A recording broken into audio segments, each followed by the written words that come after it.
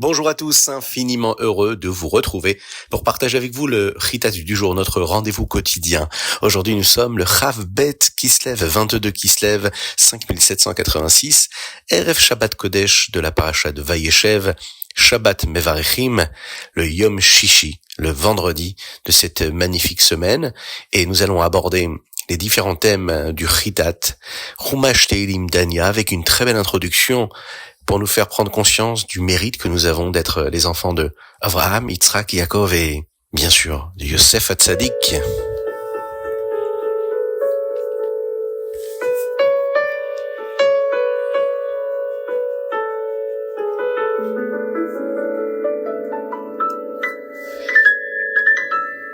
Nous avons vécu cette semaine avec les enseignements de Yosef Hatzadik.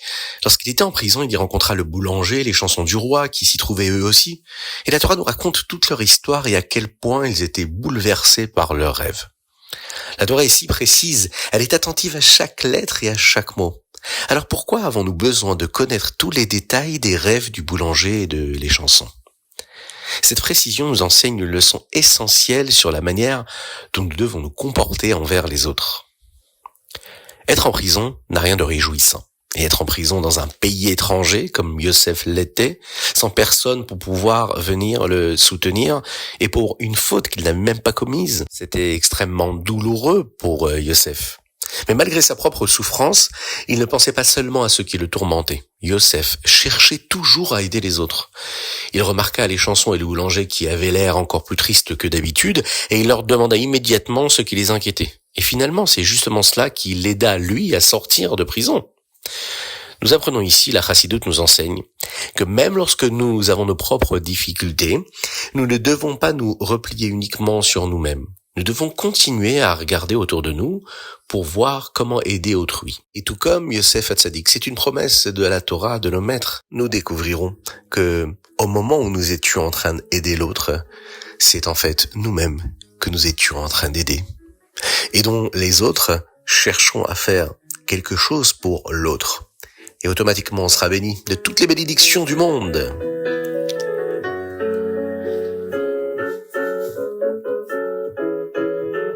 Et nous commencerons par notre Chumash, Parashat Vayeshev. Ici, nous sommes dans le Shishi. La femme de Potiphar utilisait l'astrologie pour observer les étoiles et savoir ce qui l'arriverait plus tard.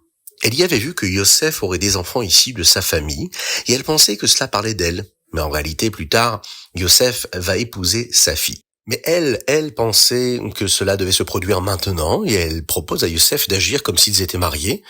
Mais Yosef, la Torah nous dit, refuse.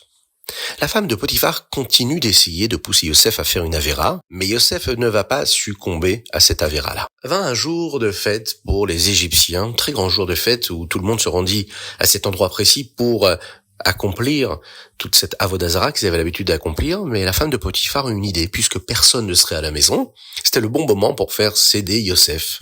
Alors elle fit semblant d'être malade et n'y alla pas. Elle profita de ce moment-là pour proposer à Yosef de succomber à cette avéra.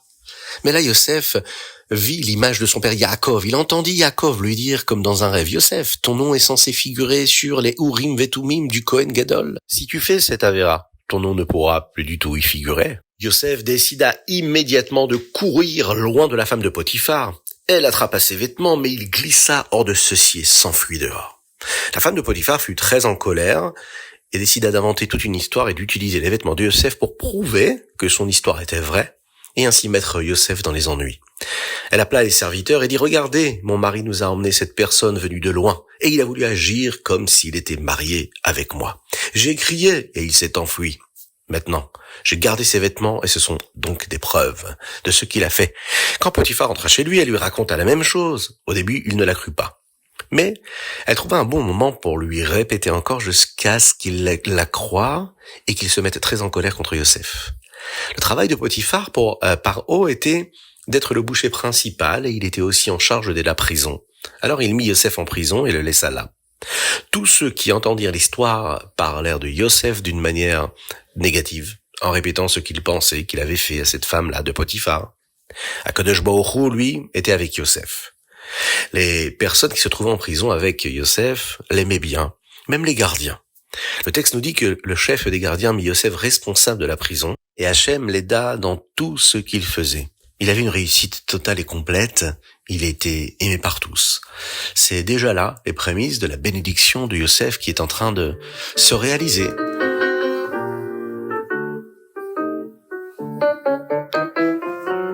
Teilim. Aujourd'hui, nous sommes le Yom Chav Bet Kislev et nous lisons du Teilim 106 au Teilim 107, du Teilim Kuf Vav au Teilim Kuf Zayin. Le second chapitre du Teilim du jour fait partie de ce que nous disons la veille de Shabbat avant Mincha.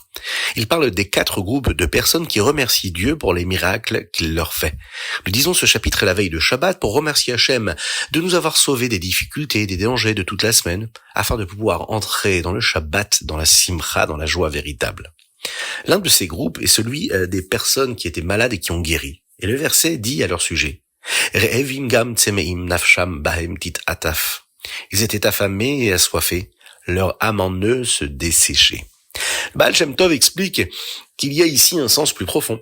Quand nous avons faim ou soif de quelque chose, c'est parce que notre Neshama désire vraiment les étincelles de divinité qui se cachent à l'intérieur de la matérialité. Parce que la Neshama sait que des étincelles de sainteté s'y trouvent, cela provoque dans le corps une sensation de faim ou de soif qui amène la personne à manger ou boire. C'est ainsi qu'elle libère et qu'elle élève ces étincelles de Kedusha vers leur source première.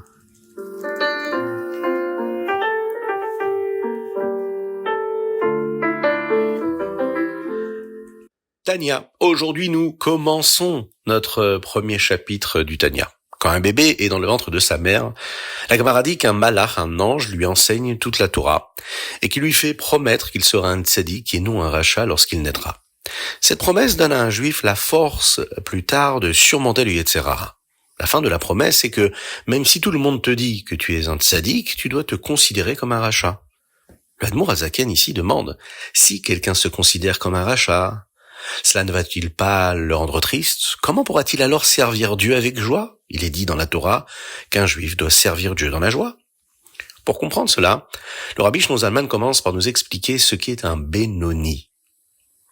Il nous rassemble ici plusieurs sources dans la Gemara et le Zohar qui discutent de la signification même du tzaddik, du Benoni et du rachat.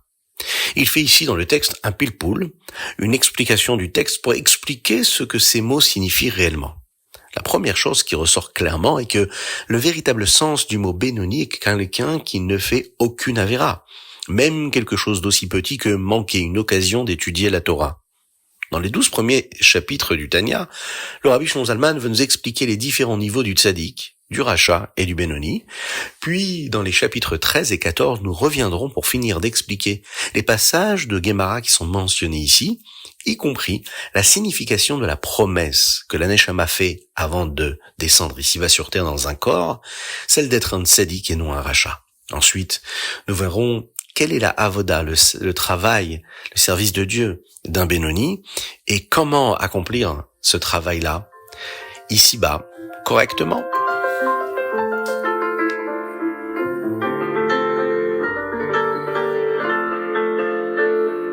Hayom Yom 22 Kislev, dans le Hayom Yom d'aujourd'hui, nous apprenons la takana du rabbi précédent concernant la récitation du Teilim après la Tfila.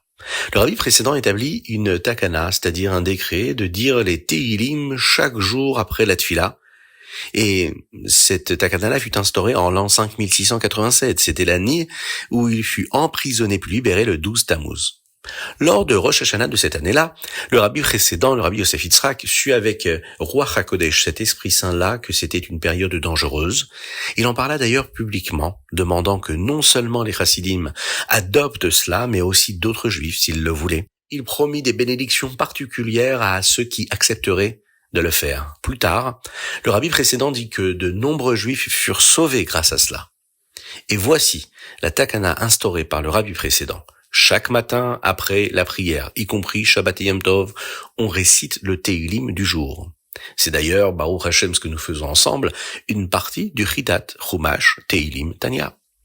Si l'on le dit avec un minyan, nous lisons le Kaddish Yatom, le Kaddish des endeuillés ensuite. Le Tehillim est divisé en 30 parties. Alors que se passe-t-il s'il n'y a que 29 jours dans le mois? Eh bien dans ce cas, le dernier jour du mois, on récite également le Tehillim pour 2 jours. Celui du 29 et celui du 30. Inutile de rappeler que Be'ezrat Hashem, ce Shabbat, nous sommes un Shabbat magnifique, le Shabbat Mevarechim, nous allons bénir le mois de Tevet. Et nous allons profiter pour accomplir cette volonté de nos Rebbeim, de nos maîtres de la Chassidoute, de lire tout le Tehillim avant la Tfila pour créer un réceptacle, pour recevoir toutes les bénédictions d'Akadosh Baruch Hu.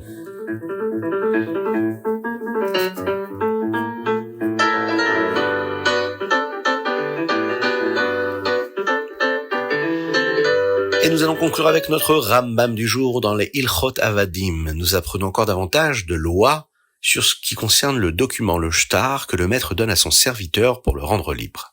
Dans le Perek Zayin, nous apprenons que si plusieurs serviteurs doivent être libérés, chaque serviteur doit recevoir son propre shtar, indiquant qu'il est libre.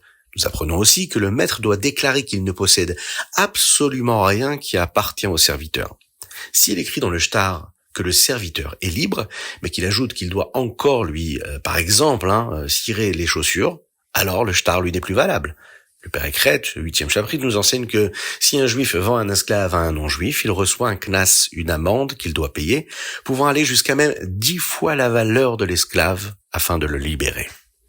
Il existe également d'autres actions du maître qui peuvent entraîner la libération de son esclave. Par exemple, s'il met les téphilines à son esclave, cela montre qu'il ne le considère plus comme un serviteur et il devient libre.